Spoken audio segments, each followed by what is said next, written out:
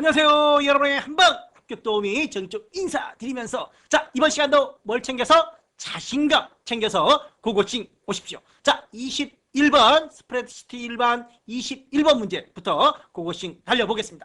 자, 21번 자동 필터와 고급 필터에 대한 설명으로 옳은 것은 그렇습니다. 자동 필터와 고급 필터 잠깐 한번 봐보겠습니다.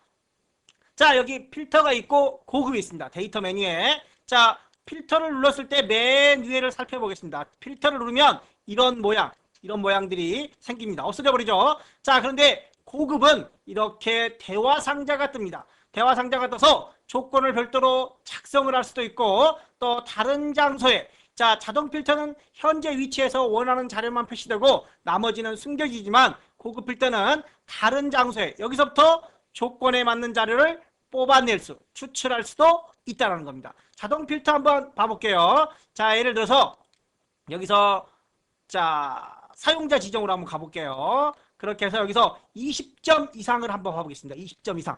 여기서 전부 다 20점 이상인가요? 기말이 현재 20점 이상. 전부 다 뭐 아닌 게 몇 개 있네요. 그러면 25점 이상으로 한번 추출을 해보겠습니다. 25점. 자, 그랬더니 전체 중에 일부가 숨겨지고 2, 3, 5, 6, 8 보이죠? 나머지는 숨겨진 겁니다. 조건에 맞지 않는 자료들은 숨겨지고 조건에 맞는 자료만 이렇게 표시가 된다는 겁니다. 다시 풀어주면 전체 데이터가 이렇게 나타나는 겁니다. 자, 그러면 1번 문제부터 한번 살펴보도록 하겠습니다. 자, 먼저 자동 필터는 강렬에 입력된 데이터의 종류가 혼합되어 있는 경우 날짜, 숫자, 텍스트 필드가 모두 표시된다라고 되어 있는데 밑에 해설이 여기 있습니다. 자, 2015년, 2016년, 2019년에 이어 2020년에도 출제가 유사하게 되었던 문제입니다. 자, 그럼 여기서 한번 보겠습니다. 여기 보면은 전부 다 숫자만 있지만 여기는 문자만 있지만 여기는 날짜도 있고 숫자도 있고 문자도 있습니다. 합격이라는 문자도 있습니다. 이렇게 숫자, 문자, 날짜가 혼합이 되어 있는 경우를 한번 살펴보려고 하는 겁니다. 자, 필터를 누르겠습니다. 그랬더니 여기를 한번 눌러보겠습니다. 여기는 전부 다 숫자만 있죠. 여기도 전부 다 숫자만 있습니다. 자, 여기 이름은 전부 다 문자니까 텍스트만 나옵니다. 그런데 여기는 숫자, 문자, 텍스트가 혼합이 되어 있는 경우 어떻게 나오느냐? 자, 문제에서는 숫자, 문자, 텍스트가 다 나온다고 하는데 텍스트만 나오네요. 아, 그러면 숫자, 문자, 날짜가 모두 포함되어 있는 경우에는 텍스트로 나온다? 노노노노노. 자, 왜 지금은 텍스트로 나오느냐? 숫자 하나, 둘, 셋. 날짜 둘, 셋. 문자 셋. 즉 모두 다 동일할 때는 기본값이 텍스트입니다. 자, 그런데 여기다가 합격 대신에 숫자를 한번 넣어보겠습니다. 그럼 숫자가 이번에는 4개죠. 가장 많은 걸로. 자, 그랬더니 숫자로 나옵니다. 자, 이번에는 여기다가 2020년 5월 1일로 한번 넣어보겠습니다. 그러면 현재는 날짜가 제일 많죠. 그래서 날짜로 나옵니다. 즉 동일하면 가장 많은 걸 기준으로 나오고 동일하면 텍스트로 나온다라는 거. 자, 그래서 1번에 보면은 모두 표시된다라고 했으니까 1번은 땡입니다. 땡. 자, 두 번째 고급 필터는 조건을 수식으로 작성할 수 있으며 자, 조건을 수식으로 작성을 할 수가 있습니다. 자, 예를 들어서 아까 우리가 자동 필터로 기말이 25점 이상 그랬죠. 그래서 여기다가 기말 이렇게 집어넣고 25라고 하면 이렇게 별도의 장소에 조건을 작성을 하고 고급 필터로 자, 다른 장소에 복사해서 조건은 여기입니다. 조건은 25 이상. 자, 그리고 나서 여기서부터 나타내라 라고 하면 25 이상, 기말이 25 이상인 것만 이렇게 별도로 추출을 할 수가 있습니다. 자, 그런데 조건을 지금처럼 조건만 작성을 하는 게 아니라 수식을 작성을 하려고 그래요. 수식을. 자, 이거 쭉 지우겠습니다. 마우스 오른쪽 버튼 눌러서 삭제를 누르면 다 지워집니다. 이번에는 출석과 평소. 출석이 더 큰 것만 보고 싶어요. 출석이 더 큰 거. 출석이 더 큰 거 이거 그 다음에 또 이렇게 출석이 더 크죠. 즉 이렇게 비교를 합니다. 넌 얘가 자, 출석이 평소보다 큰 경우라고 되어 있습니다. 그랬더니 약간 우리가 이렇게 작성했죠. 25 이렇게 작성했는데 이번에는 수식으로 자, 한 칸만 내려보겠습니다. 자, 맨 앞에 는 수식으로 조건을 작성했더니 true, false가 나옵니다. 그런데 아까는 우리가 기말이라고 그랬죠. 기말을 가져다 썼어요. 그러면 출석, 평소를 비교했는데 어떤 걸 가져다 쓰냐 이거죠. 이럴 때는 출석을 가져다가 쓸 수가 없습니다. 그러면 평소를 가져다 써야 돼요? 평소도 못 씁니다. 즉 수식으로 조건을 작성해서 true, false가 나오는 경우에는 기존 필드명을 절대 never 쓸 수 없다는 겁니다. 그래서 여기다가 뭐 출평 이런 식으로 두 개를 붙여서 쓴다거나 또는 뭐 조건, 뭐 비고 이런 식으로 기존 필드명이 아니면 됩니다. 기존 필드명이 아니면. 자, 그래서 2번에 보면 조건을 수식으로 작성할 경우 첫 셀은 반드시 필드명을 입력해야 된다. 필드명, 기존 필드명을 입력하면 안 된다라는 겁니다. 자, 고급 필터는 조건을 수식으로 작성할 수 있으며 수식으로 작성되는 조건의 첫 셀은 반드시 기존 필드명을 입력할 수 없다. 18년 2회 때도 유사한 문제가 출제가 되었습니다. 세 번째, 자동 필터에서 여러 필드의 조건을 설정하는 경우 여기 있습니다. 자동 필터에서 여러 필드의 조건을 설정할 경우 반드시 필드 간의 AND 조건만 가능하다. 16년 2회 때도 출제되었던 겁니다. 그래서 여기가 틀렸던 거죠. 자, 자동 필터에서 여러 필드가, 이게 중요합니다. 여러 필드가. 하나의 필드라면 AND와 모두 가능합니다. 그런데 여러 필드의 경우에는 반드시 AND만 가능하다는 거. 자, 그래서 필드가 한 개냐, 두 개냐를 따져봐야 되겠죠. 자, 그 다음에 네 번째. 고급 필터는 필터를 한 결과를 원하는 위치의 별도의 표로 생성을 할 수가 있다. 고급은 별도의 장소로 원하는 자료들만 추출할 수 있다. 아까 설명을 화면을 통해서 보여드렸던 것 같습니다. 그래서 현재는 4번이 맞는 내용이 되겠고 1, 2, 3번의 오답 노트도 꼭 정리를 좀 해주시기 바랍니다. 자, 22번 문제 정렬에 관한 설명이다 라고 되어 있습니다. 정렬에는 자 메뉴를 한번 보겠습니다. 여기 보면은 여기에 데이터에 정렬이라는 메뉴가 있습니다. 자, 정렬의 메뉴를 이용하면 옵션이 있습니다. 옵션에는 기본적으로 정렬을 할 때 대소문자를 구분하지 않습니다. 그런데 대소문자를 구분하도록 설정을 할 수가 있습니다. 기본적으로 위에서 아래로 내려오는 행 단위의 정렬을 합니다. 그러나 옵션을 통해서 왼쪽에서 오른쪽으로 열 단위의 정렬도 가능하다는 거.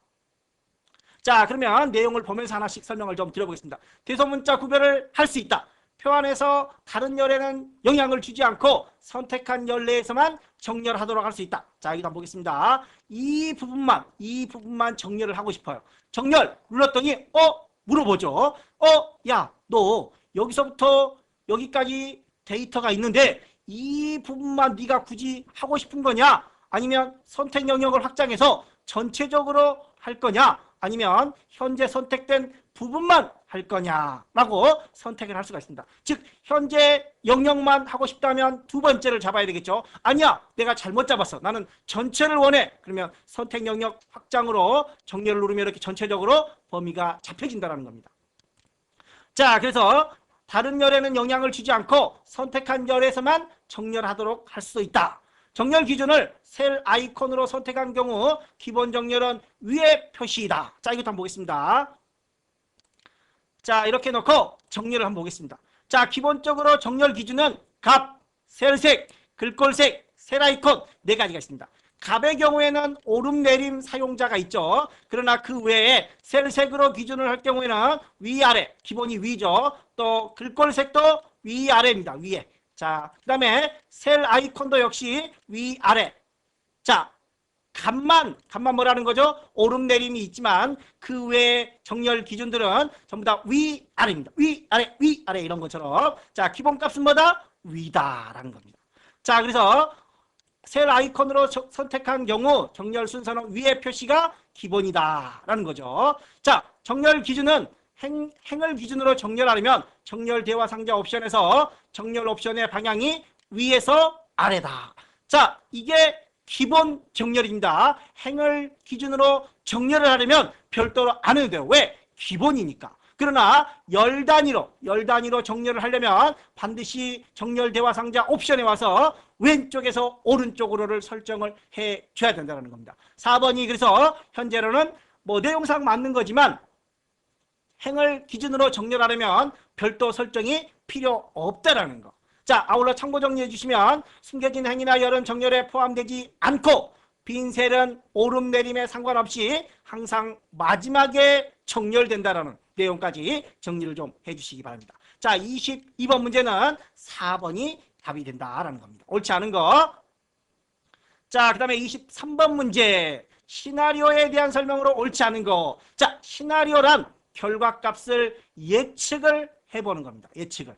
자, 시나리오는 예측을 하는 문제인데, 자, 시나리오 요약 보고서가 있고 시나리오 피벗 테이블 문제가 있습니다. 자, 그러면 시나리오를 한번 직접 만들어 보고 오겠습니다. 자, 23번 시트로 가서, 자, 현재 금액이 1,200원이에요. 1,200원. 그래서 1월에 판매량 1,200개, 1,500개 이렇게 했어요. 금액이 1,200원이니까 이만큼 금액이 나오겠죠. 이만큼 금액이 나옵니다. 그런데 이 금액을 1,000원으로 한번 다운시켜 볼게요. 자, 이 총 판매 금액이 현재 870만 원인데 1,000원으로 다운됐더니 730만 원으로 다운돼 버리네요. 자, 이번엔 1,500으로 한번 올려보겠습니다. 오, 그랬더니 1,000만 원으로 조정이 됩니다. 자, 이런 것처럼 금액을 업 했을 때, 금액을 다운 했을 때 이 총 판매 금액이 어떻게 변화가 되는지 그런 걸 예측을 해보겠다라는 게 시나리오입니다. 자, 그러면 여기 금액은 그대로 놓고 여기 금액은 총 판매 금액은 여기에 이름 상자가 있습니다. 이름 상자에다가 총 판매 금액이라고 이름을 줬습니다. 얘는 이름을 안 주고 C1 그대로 있습니다. 이름을 줬을 때와 주지 않았을 때 비교를 좀 해보려고 하는 겁니다. 자, 그러면 데이터에 이쪽에 가상분석의 시나리오 관리자라는 게 있습니다. 자, 시나리오를 추가하겠습니다. 첫 번째는 이 금액을 인상을 한다고 보겠습니다. 금액을 인상. 어떤 세를? 이 1,200세를. 자, 그리고 확인을 눌러서 이거를 1,500으로 인상을 해보겠습니다. 1,500으로. 자, 그래서 첫 번째 시나리오는 인상을 했을 때, 1,500으로 인상을 했을 때 추가. 이번엔 두 번째로 인하를 해보겠습니다. 인하를. 자, 역시 이 금액을 인하하겠습니다. 자, 이번에는 1,000원으로 인하를 해보려고 하는 겁니다. 1,000원으로. 자, 그래서 현재 시나리오는 인상과 인하 두 가지 형태로 예측을 해보려고 하는데, 여기 보시면 요약. 자, 이 결과를 한번 보려고 그래요. 인상을 했을 때 1,500으로 인상을 했을 때 1,000원으로 인하를 했을 때 이 총 판매 금액의 변화가 어떻게 이루어지는지 요약을 통해서 한번 보려고 하는 겁니다. 자, 볼 때 시나리오 요약이 있고 시나리오 피벗 테이블 보고서가 있습니다. 자, 먼저 보고서로 가고 이 부분을 보려고 하는데 모르고 내가 이 부분을 생략을 해버렸어요. 생략을. 그랬더니 자, 시나리오 피벗 테이블 보고서에서 결과세를 생략을 하면 안 나온다는 겁니다. 안 나와요. 자, 반드시 넣어야 돼요. 그런데 시나리오 요약은 안 넣어도 나옵니다. 단 결과가 안 보이는 거죠. 한번 넣어볼까요? 자, 이렇게 현재 셀만 있죠. 현재 셀만 있고 결과가 어떻게 되는지는 볼 수가 없습니다. 그래서 우선 지우겠습니다. 가능은 하지만 결과를 볼 수가 없다는 겁니다. 다시 데이터에 가상분석의 시나리오 관리자를 통해서 인상, 인하. 자, 여기까지 보고 한번 내용을 살펴보겠습니다. 자, 여기 보시면 자, 시나리오 요약 보고서를 만들 때는 결과세를 반드시 지정해야 되지만 이라고 되어 있네요. 시나리오 피벗 테이블 보고서를 만들 때는 결과세를 지정하지 않아도 된다. 반대로 된 거죠. 시나리오 피벗 테이블 보고서를 만들 때는 반드시 결과세를 지정을 해야 되고 요약 보고서를 만들 때는 결과세를 지정하지 않아도 된다. 단 않으면 결과를 확인할 수 없다. 그래서 1번은 틀린 내용입니다. 자, 여기서 결과세이 필요 없지만 시나리오 요약 보고서는 필요 없지만 피벗 테이블에는 결과셀이 반드시 있어야 된다. 거꾸로 된 겁니다. 자, 그리고 이제 여기 보면은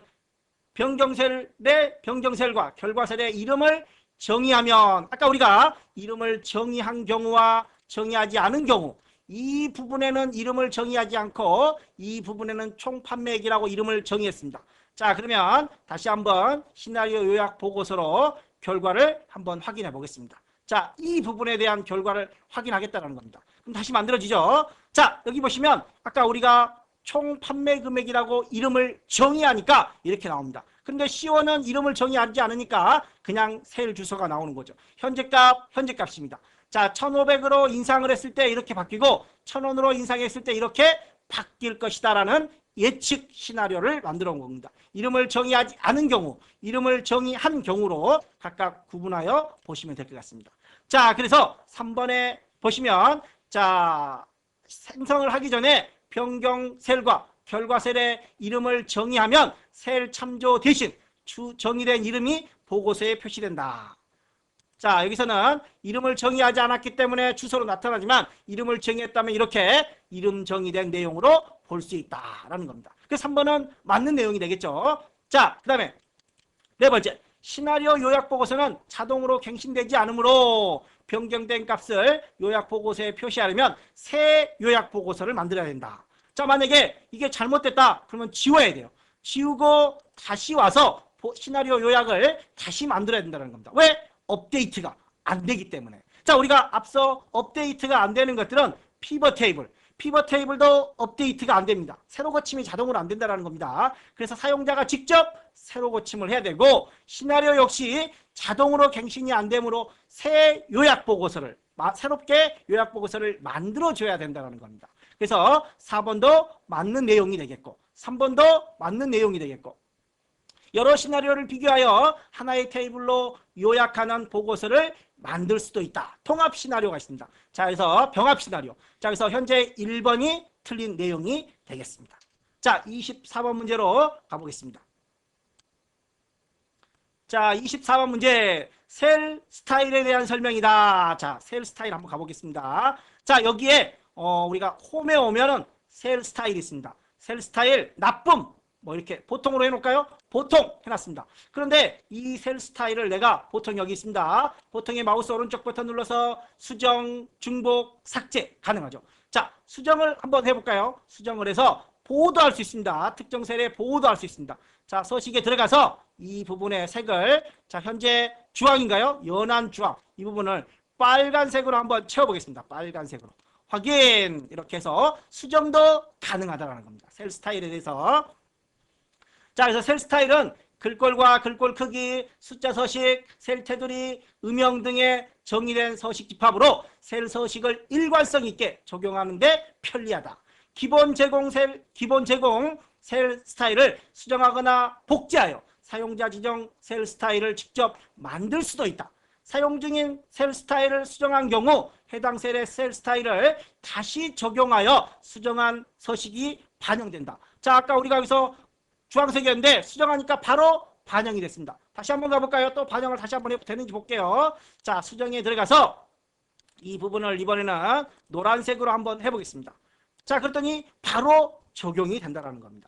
자, 그래서 3번에 적용한 수식이 바로 적용이 된다. 다시 적용을 하는 게 아니라 바로 적용이 된다. 자, 그래서 3번이 틀린 내용이 되겠습니다. 자, 특정 셀을 다른 사람이 변경할 수 없도록 셀을 잠그는데 셀 스타일을 사용할 수 있다. 보호라는 걸 적용할 수 있다는 겁니다. 그래서 24번에는 3번이 틀린 내용이라는 거. 자, 이거 신유형으로 구분을 좀 해봤습니다. 자, 25번 문제. 피벗 테이블과 피벗 차트에 관련된 문제입니다. 자, 그럼 먼저 피벗 테이블과 피벗 차트를 한번 만들어 보겠습니다.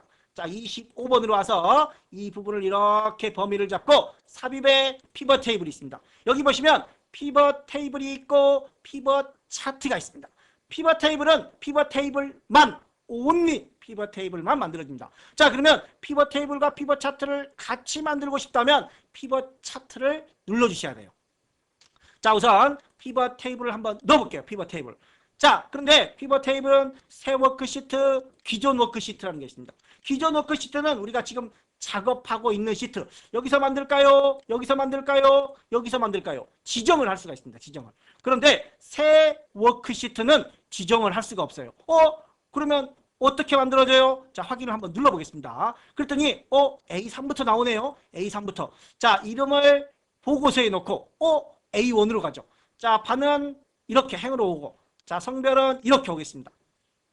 자, 새 워크시트에 오면 보고서 필터는 무조건 A1입니다. 자, 그러면 행머리 글은 어디서부터? A3부터 시작한다는 거죠. 별도의 위치를 지정하지 못하고 보고서 필터는 A1에, 행머리 글은 A3에 시작을 한다는 거. 자, 그러면 이 내용만 한번 보시고 한번 보겠습니다.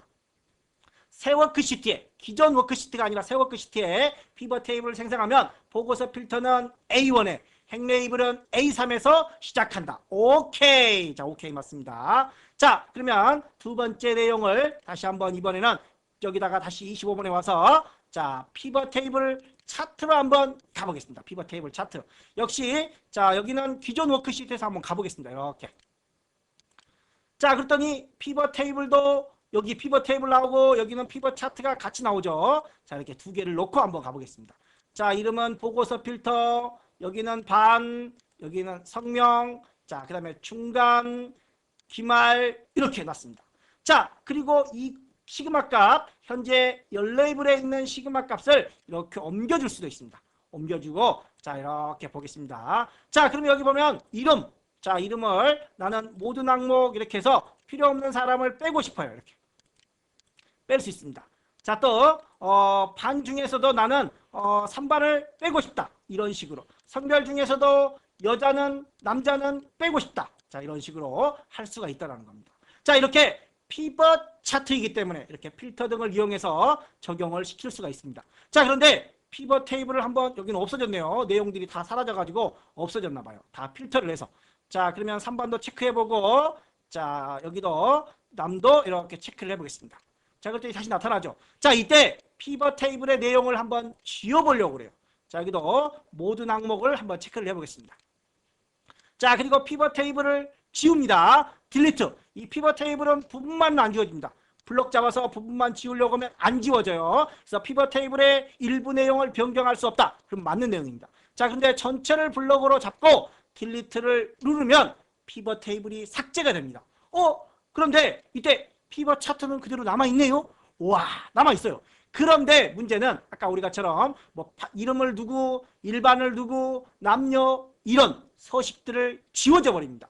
그래서 얘는 더 이상의 이제 피벗 차트라고 말할 수가 없습니다. 자, 다시 컨트롤 Z를 한번 눌러보겠습니다. 이런 것들이 살아있는 경우에는 피벗 차트이지만 이 내용을 지워버리면 이제 더 이상 얘는 피벗 차트가 아니라 일반 차트라는 겁니다.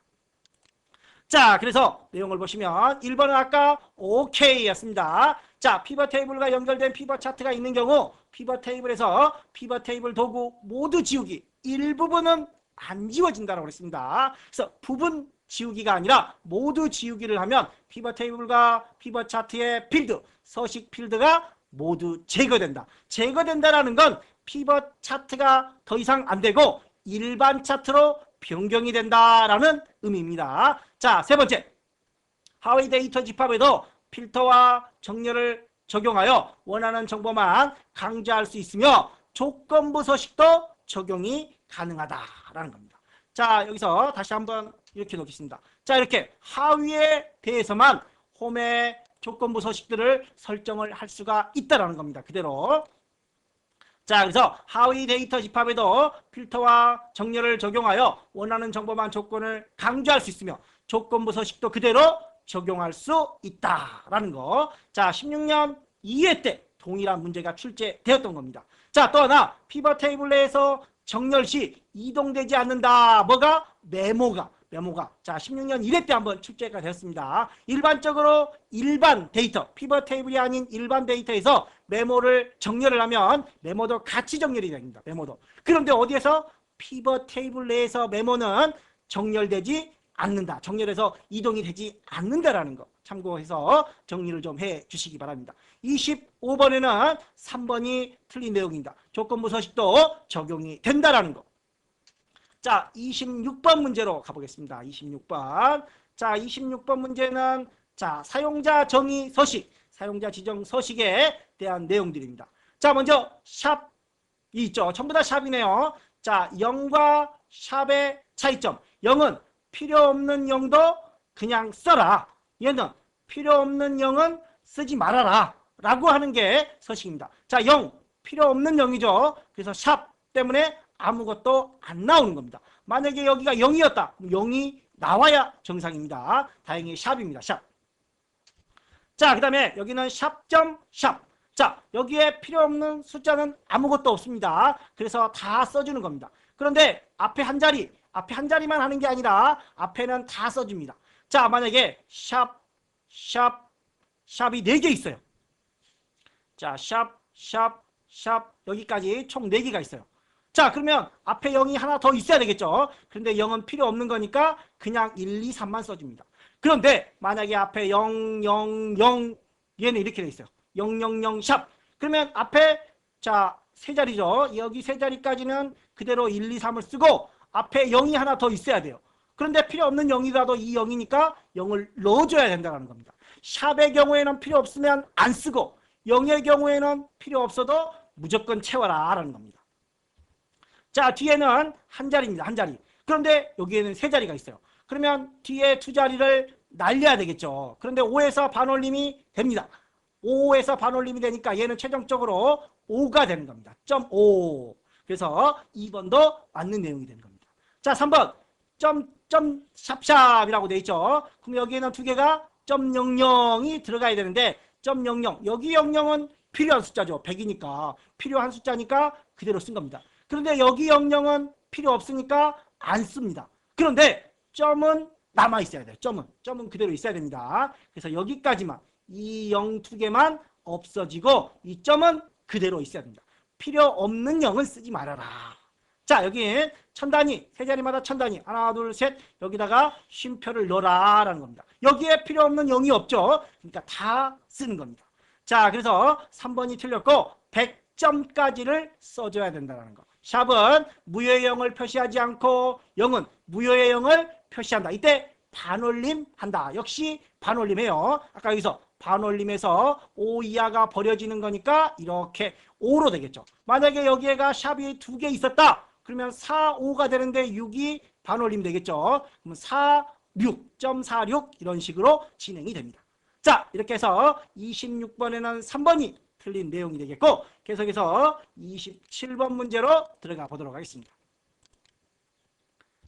27번 데이터가 입력된 셀에서 채우기 핸들을 드래그하여 데이터를 채우는 경우 자 설명으로 옳은 것은 됐습니다. 일반적인 문자 데이터는 복사가 됩니다. 문자 데이터는 일반적인 문자 데이터는 복사가 됩니다. 날짜 데이터는 1일씩 증가합니다. 자, 예를 들어서 5월 10일이다. 그러면 채우기 핸들 하면 5월 11일, 5월 12일 이렇게 1일씩 증가한다. 그런데 날짜 데이터도 복사된다라고 했으니까 틀린 내용이 되겠습니다. 두 번째, 한 개의 숫자와 문자가 조합된 텍스트는 숫자만 일씩 증가하고 문자는 그대로 복사가 된다. 자, 예를 들어서 1학년 1반이라고 되어 있습니다. 자, 그러면 숫자와 문자가 결합된 겁니다. 이때 이 숫자가 여기도 있고 여기도 양쪽에 있습니다. 이때는 가장 오른쪽에 있는 숫자가 일씩 증가합니다. 1학년 2반,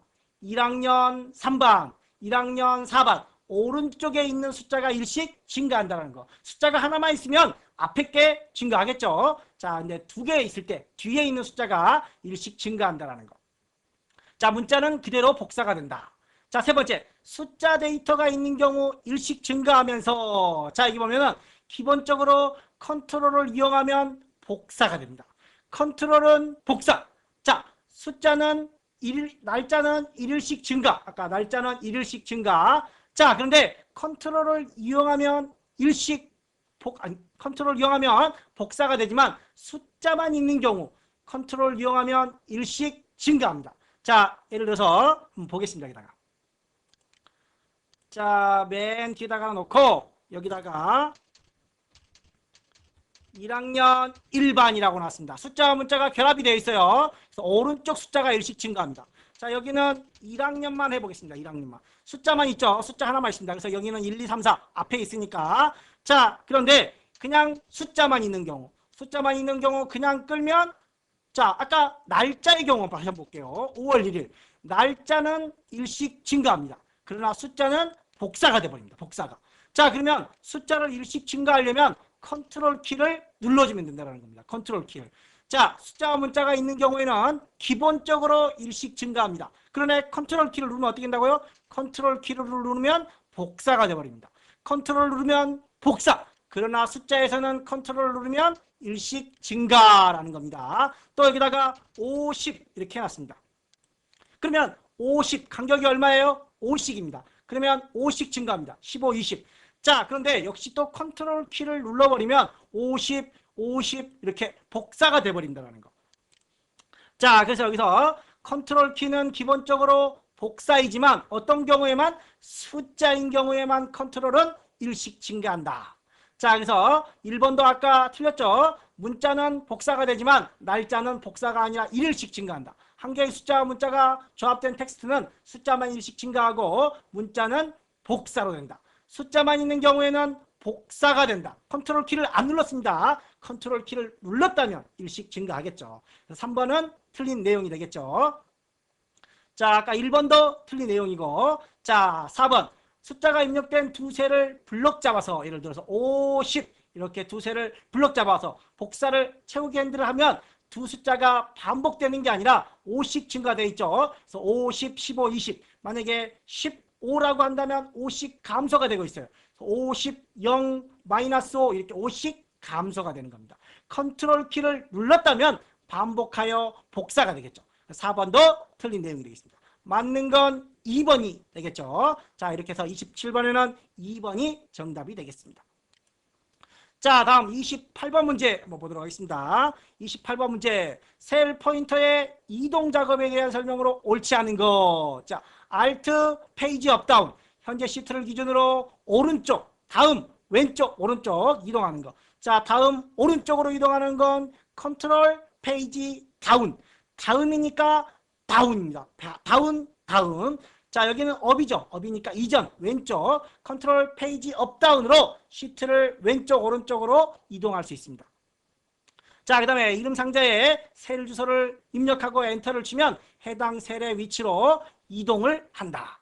자, 그 다음에 3번과 4번도 잘 정리해 주셔야 돼요. 자, 컨트롤 홈은 무조건 A1입니다. 무조건 A1. 홈은 해당 열의 A열로 간다라는 거 한번 보겠습니다. 자, 여기서 홈키를 누르면 A1, 즉 어디로 가요? A4로. 여기에 있다. E6이죠. E6에서 홈키를 누르면 A열로, A6으로 간다. 그런데 컨트롤 홈을 누르면 무조건 A1으로 갑니다. 어디서든 무조건 A1으로 간다는 거죠. 자, 그래서 홈을 눌렀을 때와 컨트롤 홈을 눌렀을 때 차이점도 정리해 주시기 바랍니다.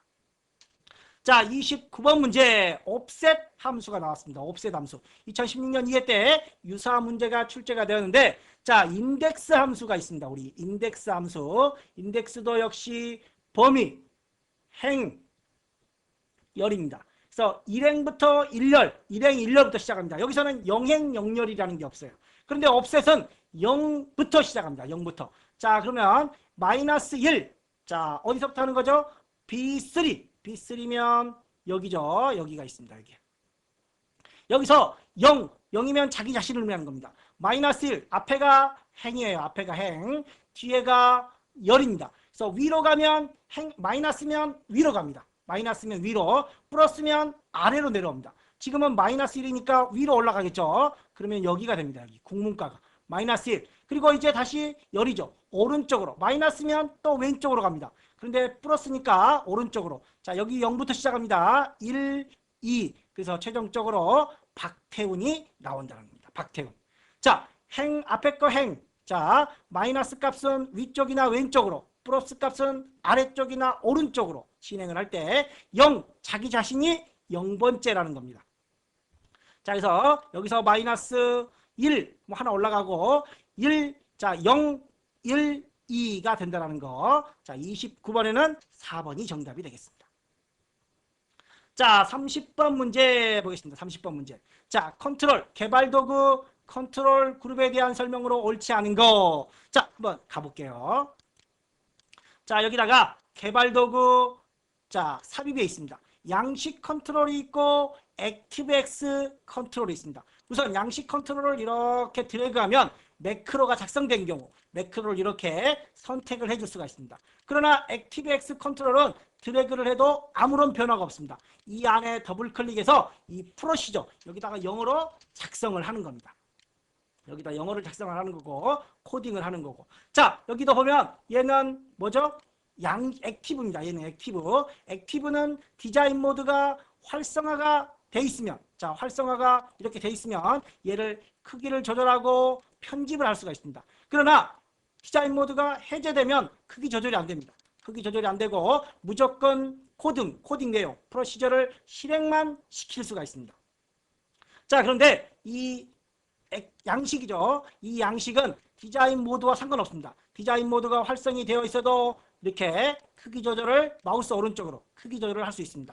자, 풀어도 이렇게 마우스 오른쪽으로 크기 조절을 할 수가 있습니다. 자, 그리고 또 무조건 실행이 됩니다. 얘는 손가락 모양 나오죠. 디자인 모드가 있던 없던 무조건 실행이 되는 겁니다. 자, 그래서 두 개의 차이점 여기다 보시면 자, 아래쪽에 삽입에 양식 컨트롤과 액티브X 컨트롤이 있습니다. 자, 액티브X 컨트롤은 디자인 모드에서 크기 이동 가능하지만 매크로, 디자인에서는 매크로 동작이 실행이 안 되고, 양식 컨트롤은 디자인 모드와 상관없이 매크로와 실행 크기 이동이 모두 가능하다. 자, 그러면 한번 보겠습니다. 자, 컨트롤의 종류는 여기 보면은 뭐 텍스트를 시작해서부터 텍스트 상자, 목록 상자, 옵션 상자 이런 게 텍스트, 이게 텍스트입니다. 텍스트, 목록, 뭐 콤보 이런 것들이 있습니다. 옵션, 명령, 여기가 옵션도 있고 여기 명령 단추도 있습니다. 자, 액티브X 컨트롤은 양식 컨트롤. 이 액티브X 컨트롤은 양식 컨트롤보다 다양한 이벤트 반응을 할 수 있지만 양식 컨트롤보다 호환성이 낮다. 아까 제약이 있다는 거죠. 디자인 모드가 설정이 되어 있을 때만 이게 실행이 되는 거죠. 디자인 모드가 활성화가 되어 있으면 편집 모드에 들어가 버린다는 겁니다. 자, 그래서 제약이 있고, 세 번째, 디자인 모드 상태에서 양식 컨트롤과 디자인 모드죠. 디자인 모드. 이 디자인 모드가 활성이 클릭이 되어 있는 상태에서 양식 컨트롤과 액티브X 컨트롤 모두 매크로 등 정해진 동작은 실행하지 않지만 컨트롤의 선택, 크기 조절, 이동 등이 작업을 할 수 있다. 자, 디자인 모드 상태라고 하면 액티브X 컨트롤은 어떻게 돼요? 편집이죠. 양식 컨트롤은 그거와 상관이 없다라고 그랬습니다. 자, 그래서 모두 그랬으니까 틀린 말이 되겠죠. 3번이 틀린 내용이 되겠습니다. 자, 네 번째, 양식 컨트롤. 여기 있습니다. 양식 컨트롤. 단추를 클릭하거나 드래그해서 추가하면 매크로 대화 상자가 자동으로 표시된다. 다시 한번 가볼까요? 자, 이렇게 눌러서 드래그하면 자동으로 매크로 지정 대화 상자가 표시된다는 겁니다. 물론 못했다면 뒤에서 나중에 마우스 오른쪽 버튼 눌러서 매크로 지정을 할 수도 있습니다. 자, 그래서 30번의 틀린 내용은 3번이 틀린 내용이다. 자, 31번 문제. 자, 이런 걸 우리가 아까 액티브X 컨트롤로 작성을 하는 내용들입니다. 그러시죠? 자, A1 셀에 입력되는 값은 얼마인가? 자, 여기서는 두 루프가 구문입니다. 두 루프. 자, 여기 보면 반복문의 종류가 있습니다.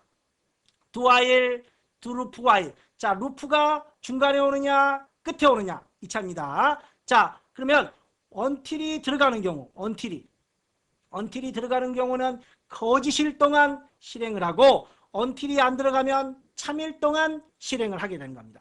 자, 여기에는 until이 들어가 있습니다. until이. 그러면 거짓일 동안 테스트가 얼마예요? 0이죠. 0이 10보다 크냐? 아니요. 아니니까 도는 겁니다. 왜? until이니까. until은 뭐라고? 거짓일 동안 돈다라는 거. 자, 그래서 0이냐? 0이 10보다 크냐? 아니요. 그러니까 들어와서 한 번, 또 1이 10보다 크냐? 아니요. 두 번. 그러면 9까지 가겠죠. 0, 1, 2, 3, 4, 5, 6, 7, 8, 9. 여기다 9를 넣어보겠습니다. 10보다 크냐? 아니요. 가 되겠죠. 그 다음에 또 들어서 10이 갑니다. 10이 10보다 크냐? 같은 거죠. 큰 건 아니에요. 아니요. 또 10까지 옵니다. 그래서 0부터 10까지 총 11번이 돌고 있다라는 겁니다. 자, 지금은 합을 구하는 문제였다면 1부터 10까지 55가 나오지만 테스트는 테스트 플러스 1이죠. 테스트는 테스트 플러스 1. 카운트하는 겁니다. 카운트하는 거기 때문에 개수를 구하는 거고, 만약에 이런 식으로 돼 있다.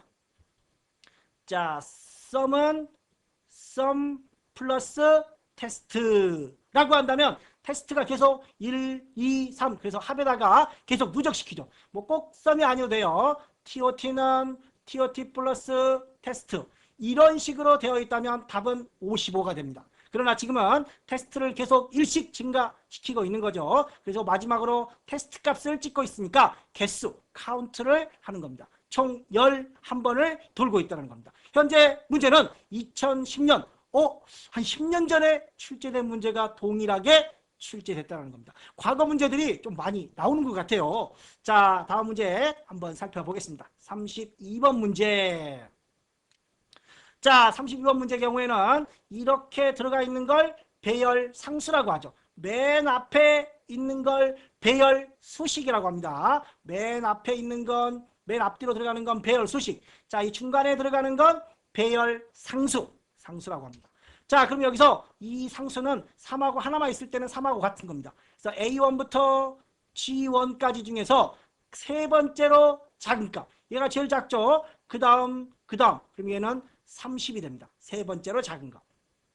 자, 그래서 30이 된 거죠. 자, 그 다음에 스몰 A1부터 G1까지 1, 2, 3, 4, 5. 첫 번째로 작은 거, 두 번째로 작은 거, 세 번째로 작은 거. 첫 번째, 두 번째, 세 번째, 네 번째, 다섯 번째로. 이것들에 대한 평균, 에버리지 값을 구해라. 자, 그러면 10부터 50까지 다 더하면 얼마예요? 50, 90, 120, 140, 150이 나옵니다. 총 개수가 몇 개예요? 5개입니다. 그래서 평균을 구했더니 역시 30이 나오는 겁니다. 30. 자, 이번에 라지 하나만 있네요. 배열 상수 하나만 있습니다. 그래서 다섯 번째로 큰 값. 자, 얘가 1번째로, 2번째로, 3번째로, 4번째로, 다섯 번째로 큰 값 역시 30입니다. 30. 자, 그 다음에 칼럼은 열을 세는 겁니다. D1. 자, 여기가 1, 여기가 2, 3, 4, D죠. D니까 4가 나오는 겁니다. 얘는 5, 6. 자, 로우는 이 행번호 1, 2 행번호를 세는 거고 칼럼은 2, 열 1, 2, 3 세는 겁니다. 그래서 D는 네 번째가 되는 겁니다. 결국 스몰 A1에서 D1까지 네 번째로 하나, 둘, 셋, 넷. 네 번째로 작은 값이 40이 된다는 겁니다. 그래서 다른 것은 4번이 다른 내용이 되겠죠. 자, 32번에는 4번이 정답이 되겠습니다. 자, 그 다음에 33번 문제 한번 보도록 하겠습니다. 33번 문제는 8번째 문자이겠습니다. 이 문자가 1 또는 3이면 남, 2 또는 4면 여로 정보를 알 수 있다. 자, 그러면 계산을 하려고 그래요. 자, 미드 함수, 레프트, 라이트, 미드 함수는 문자입니다. 그래서 이 미드 함수로 들어온 거는 숫자일지라도 이렇게 따옴표를 반드시 줘야 됩니다. 그래서 여기에 따옴표가 숫자인데 왜 들어갔느냐? 문자열, 미드 함수가 문자열 함수이기 때문에 따옴표를 준 겁니다. 이 4는 여, 아니면 뭐라는 거예요? 남이 되는 겁니다. 자, 2번은 잠시 건너뛰고 3번부터 보겠습니다. 자, 여기도 문자죠. 여기도 문자. 자, 그런데 앞에 value 함수가 들어갔습니다. value는 숫자로 변환을 시켜라 라는 겁니다. 자, 첫 번째 있는 이 숫자를 꺼내서 문자죠. 미드 함수가 들어갔으니까 문자입니다. 그런데 그걸 다시 value로 숫자로 바꿔줍니다. 바꾸지 않으면 오류가 나는 겁니다. 숫자로. 자, 그래서 여기서는 이렇게 따옴표를 칠 수 있지만 VLOOKUP에서는 따옴표를 칠 수가 없기 때문에 이 숫자를 찾아서 여기에 해당하는 값을 찾아라. 그래서 VLOOKUP으로 이 값을 찾아서 1, 3이면 남자, 2, 4면 여자 이렇게 계산을 하라는 겁니다. 자, 여기죠. 자, 두 번째. 자, 그래서 여기도 맞는 내용입니다. 우선은 2번은 우리가 안 봤어요. 4번. 자, 4번 보겠습니다. 자, 여기도 보면 미드 함수가 있습니다. 미드 함수. 그런데 왜 여기다가 따옴표를 안 쳤어요? 미드 함수인데 value가 있네요. value가 있으니까 어떻게 돼요? 숫자가 돼버린 거죠. 그래서 따옴표를 안 치는 겁니다. 자, 그래서 여기는 자 2로 나누어서 0이다 라는 말입니다. 여기 모드 함수도 있네요. 모드 함수도. 2로 나누어서 0이다. 2로 나누어서 0이면 2, 4가 되겠죠. 2, 4. 즉 2, 4인 거에 대해서 여자다가 돼야 되는데 남자다라고 돼 있네요. 그래서 이 순서가 바뀌면 맞는 겁니다. 자, 또는 여기다가 2를 줬다면 1, 3, 2로 나누어 나머지가 1인 경우는 1, 3이 되겠죠. 1이면 남자가 맞습니다. 0이면 여자가 먼저 와야 된다는 겁니다. 자, 그리고 아까 우리가 2번 빼먹고 갔죠. 자, 여기서도 마찬가지 여기에 있는 숫자들을 그대로 가져옵니다. 문자입니다. 문자. 그런데 여기 또 value로 넣습니다. 단 choose 함수의 경우에는 value를 안 써도 맞습니다. 안 써도. 그런데 여기는 value를 또 썼습니다. 그래서 1, 2, 3, 4. 1, 3이면 남자, 2, 4면 여자 순서대로 되어 있죠. 자, 이렇게 choose 함수는 여기서 나온 숫자대로 1이면 남자, 2면 여자, 3이면 남자, 4면 여자 이렇게 점핑하는 그런 함수입니다. 자, 그래서 현재로서는 4번이 틀린 내용이다라는 거. 자, 34번 문제 배열 수식 문제를 보겠습니다. 자, 아까 우리가 배열 상수와 배열 수식을 구별하라고 그랬습니다. 배열 수식은 앞뒤로 맨 뒤로 이런 게 들어갑니다. 중간에 들어와 있는 건 배열 상수입니다. 배열 상수. 자, 그래서 이게 혹시라도 이런 게 없다 그러면 틀린 거예요. 다 있죠. 다 있습니다. 자, 배열 수식이 맞는 것 같습니다. 자, 이 문제는 19년 3월 2일에 유사 문제가 출제가 되었던 문제입니다. 자, 그럼 먼저 문제에서 이 문제가 뭘 하는 건지. 자, 편수를 장르의 편수. 자, 코미디가 몇 개, 미국이 몇 개, 한국이 몇 개, 한국 코미디가 몇 개, 미국 코미디가 몇 개, 한국 드라마가 몇 개, 미국 드라마가 몇 개, 개수를 구하는 함수입니다. 개수를 구하는 함수. 자, 그래서 배열 수식에서 먼저 배열 수식에서 개수 또는 인원수, 사람이죠. 한 명, 두 명 이렇게 세는 함수는 두 가지 형태밖에 없습니다. 썸과 카운트를 이용하는 두 가지 형태만 있습니다. 그래서 썸, 카운트만 있습니다. 자, 그러면 인원을 구할 때 썸 함수를 이용할 수 있습니다. 여기 썸 함수 이용했고, 자, 여기 썸 if도 가능합니다. 썸 if. 자, 그 다음에 카운트는만 쓸 수 없습니다. 카운트만 배열 수식으로 쓸 수가 없습니다. 반드시 카운트 if가 와야 됩니다. 그래서 3번이 틀린 거예요. 자, 배열 수식으로 개수를 구할 때는 sum if, count if가 가능하다. 카운트만은 불가능하다. 또 하나, 카운트하고 if를 썼을 때, 자, 조건에 맞으면 1 뒤에 0이 오는 문제가 있었습니다. 카운트 if가 와야 된다고 했죠. if 그 다음에 조건, 1, 0 이렇게 오는 겁니다. 이 경우도 땡입니다. 왜? 카운트도 왔고 if도 왔는데 왜 틀려요? 자, 맞으면 1, 틀리면 0이죠. 자, 그런데 이 카운트는 개수를 세는 거죠. 숫자를 세는 거죠. 숫자를 세버립니다. 그래서 1도 숫자, 0도 숫자. 그래서 맞으면 1, 1개, 0도 숫자니까 2 이런 식으로 세버립니다.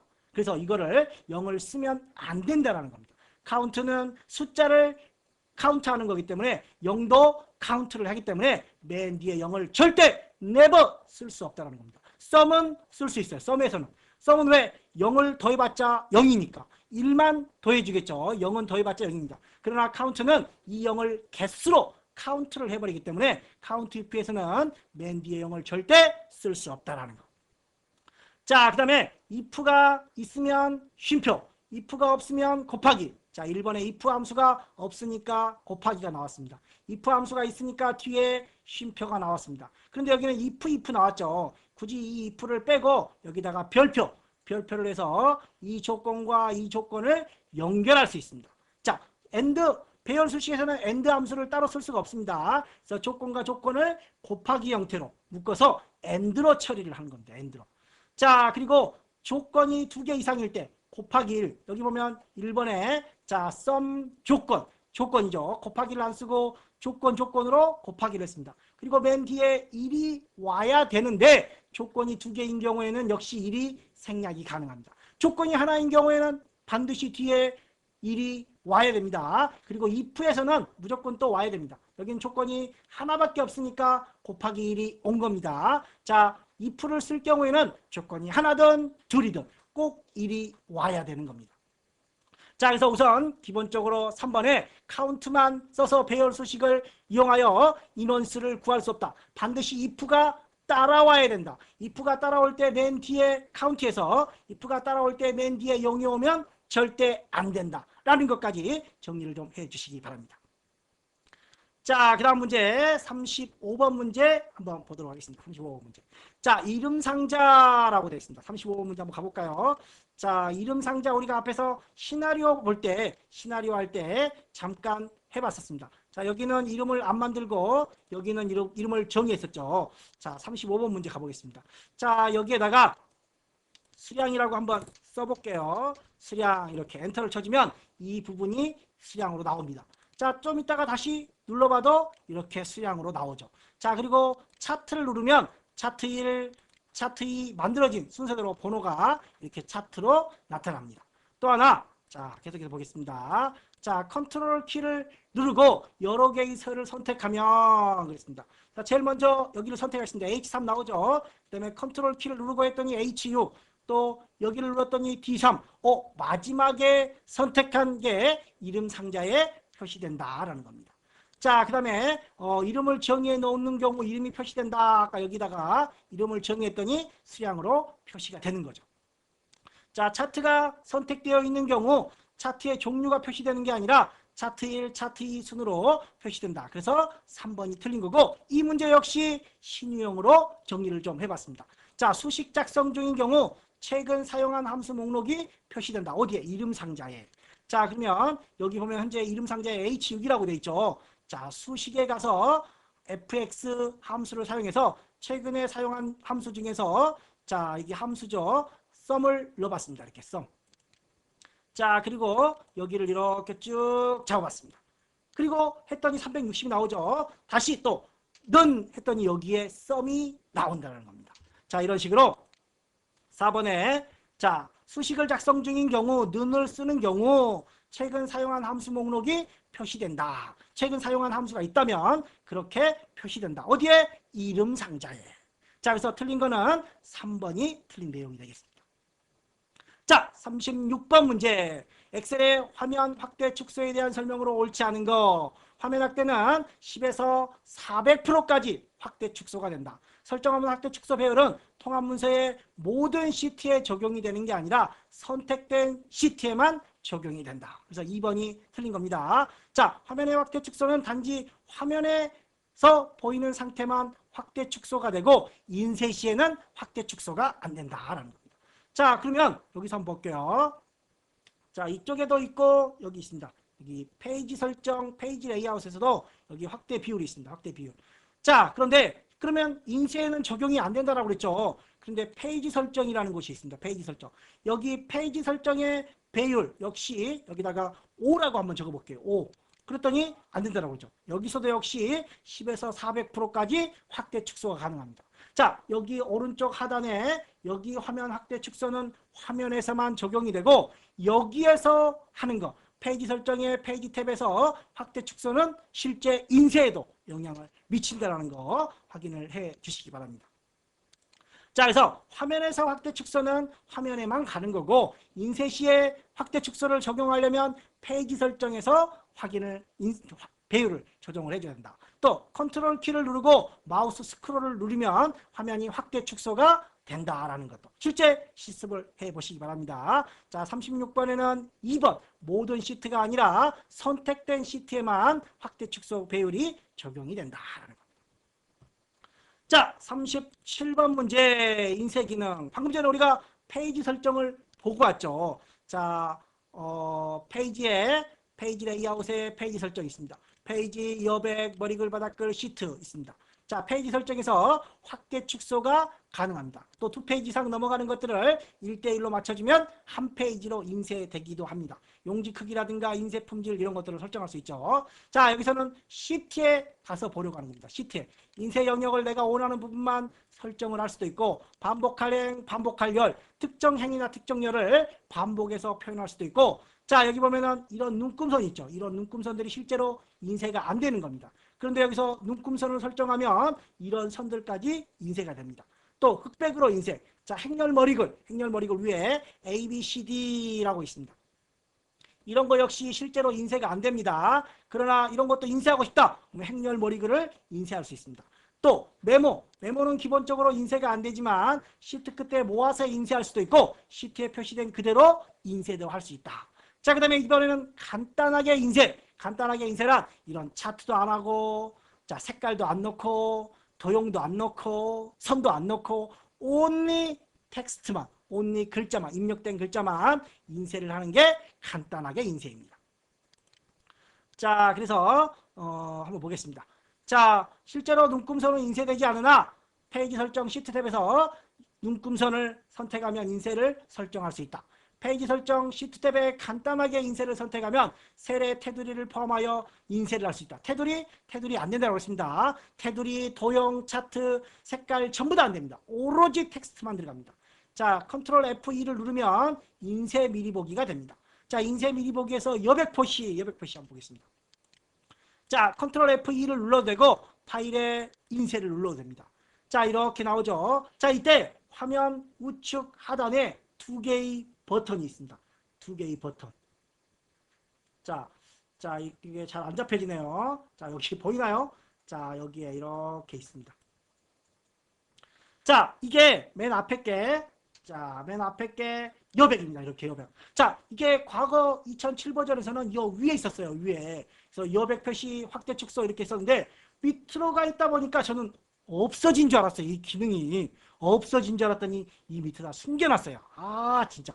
자, 여백 표시를 누르면 이렇게 여백 표시를 해서 이렇게 여백을 직접 조절을 할 수도 있고, 열의 너비라든가 열의 너비, 행의 높이는 조절 안 됩니다. 열의 너비들을 이렇게 조절을 할 수가 있습니다. 또 확대 축소를 이용해서 뭐 우리가 10에서 400%까지 이런 확대 축소가 아니라 그냥 단순히 한번 키워졌다, 한번 작아졌다 하는 확대 축소의 개념도 적용이 됩니다. 또 이렇게 우리가 여기서 너비를 조정을 해두고 ESC를 눌러서 나가서 보면 실제 여기에도 너비들이 조절이 됩니다.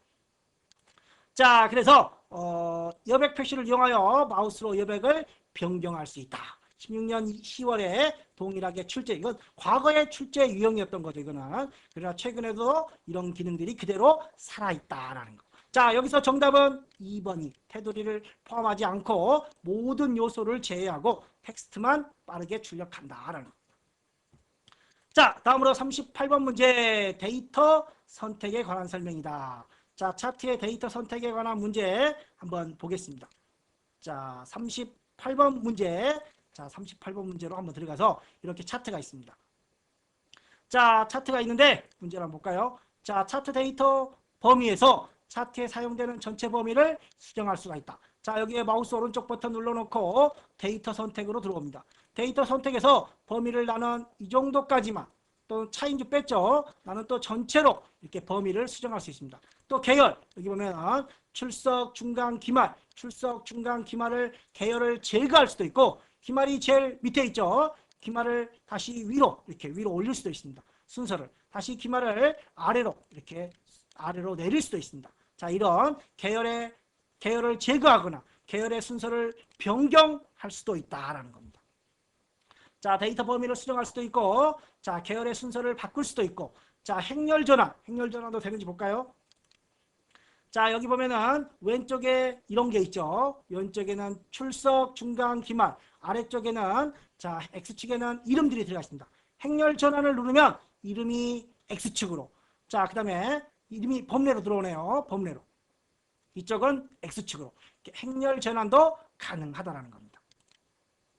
자, 그 다음에 마지막 내용 한번 보겠습니다. 자, 그래서 1번도 맞고 2번도 맞고 3번도 맞고 다 맞는 거죠. 그러면 4번이 틀렸다라는 건데 신유형으로 한번 분류를 해봤습니다. 데이터 범위 내에 숨겨진 행이나 열은 차트에 표시할 수 있다? 우리 과거에 출제된 문제를 보면 숨겨진 행이나 열의 데이터는 차트에 표시되지 않는다라고 나왔어요. 근데 표시할 수 있다? 그러면 이거 틀렸다라고 볼 수 옳지 않은 거죠. 옳지 않은 거. 자, 옳지 않은 거는 3번 바꿀 수 없다. 이게 틀린 거네요. 우선은 아까 맞았다고 그랬는데 바꿀 수 있다. 아까 여기서 계열의 순서를 바꿀 수 있다고 했습니다. 3번이 틀린 거고 4번도 틀렸다고 생각을 할 수가 있어요. 자, 보겠습니다. 자, 3명은 숨겨버리겠습니다. 행 숨기기. 그래서 차트에 봤더니 4명만 있어요. 4명만. 도진영, 박진수, 소인영, 차인주. 자, 다시 컨트롤 Z를 누르면 다 나타나죠.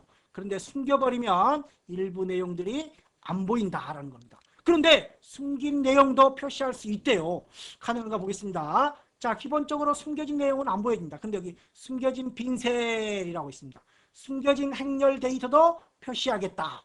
숨겨진 것도 표시를 할 수는 있구나라는 겁니다. 자, 할 수는 있다. 그러나 기본적으로 숨겨진 행이나 열은 표시되지 않는다. 근데 여긴 표시할 수 있다라고 있으니까 할 수는 있는 거죠. 어떻게? 자, 이렇게 숨겨진 빈셀, 여기를 숨겨진 셀, 빈셀을 이용하여 숨겨진 행렬에 대한 데이터 표시를 하면 숨겨진 데이터도 표시할 수 있다. 그래서 4번은 맞는 내용이 되겠고 3번 순서를 바꿀 수 있는데 없다라고 했으니까 3번이 틀린 내용이 되겠습니다. 자, 39번 문제 한번 보도록 하겠습니다. 39번 문제. 다음 중 array 데이터를 차트로 작성하는 하여 사원별로 각 분기의 실적을 비교 분석하려고 한다. 가장 비효율적인 거. 좀 안 되는 거 물어보는 거죠. 자, 1분기, 2분기, 3분기, 4분기 여러 명이 있습니다. 자, 이때 원형의 단점이 있습니다. 원형 차트의 단점. 원형 차트의 단점은 계열이 하나밖에 없어요. 계열이 하나밖에. 자, 한번 만들어 볼게요. 여기서. 자, 아까 우리가 숨겨놨으니까 다시 다 이렇게 놓겠습니다. 자, 우리가 여기만 이렇게 3개를 한번 넣어보겠어요. 자, 각 사람별로 출석, 중간, 기말을 한번 넣어보겠습니다. 자, 그리고 삽입의 원형으로 한번 막대기로 먼저 만들어 보겠습니다. 막대로 만들었더니 출석, 중간, 기말 만들어지죠. 여기 그렇게 해서 보여준 겁니다. 자, 그런데 이번에는 원형으로 한번 넣어보겠습니다. 원형으로. 그랬더니 출석만 나오네요. 왜 중간, 기말은 안 나오죠? 출석만 왜? 다 잡았는데도 출석만 나와요. 원형 차트의 특징은 계열을 하나밖에 표시할 수 없다. 그런데 문제에서 원형 대 가로막대형, 이건 뭐 원형하고 가로막대를 혼합했다라는 소린가요? 그게 아니라 이런 차트를 원형 대 가로막대형 차트라고 합니다. 자, 차트 종류 중 원형 차트의 종류 중 이런 차트가 있습니다. 원형 대 가로막대형. 자, 이렇게 만들어지는 겁니다. 역시 이 원형 대 가로막대형도 원형 차트입니다. 원형 차트. 원형 차트의 한 종류이기 때문에 이 모든 계열을 표시할 수는 없고 첫 번째 출석만 표시하게 된다는 겁니다.